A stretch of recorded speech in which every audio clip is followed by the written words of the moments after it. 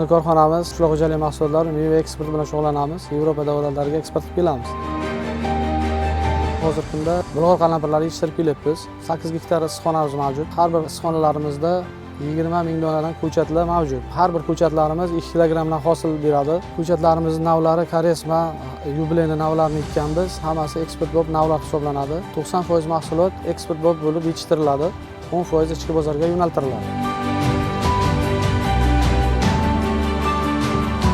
Hozirgi kunda tadbirkorlikni rivojlantirish kompaniyasining kafillik yordami xizmatlaridan foydalanib kelyapmiz. Ko'chatlarning orasida kengroq joy qoldirishimizning asosiy maqsad agrotexnik jarayonlarni amalga oshirishda maxsus mini kultivator traktorchalardan foydalanishni yo'lga qo'ydik. Hozirgi kunda shu traktor yordamida tomirlarga ishlov berib kelyapmiz. Kelajakdagi maqsadlarimiz yanada shu sohani rivojlantirib, tadbirkorlikni rivojlantirish kompaniyasi bilan yanada samarali ishlarni amalga oshirishni maqsad qilib qo'yganmiz.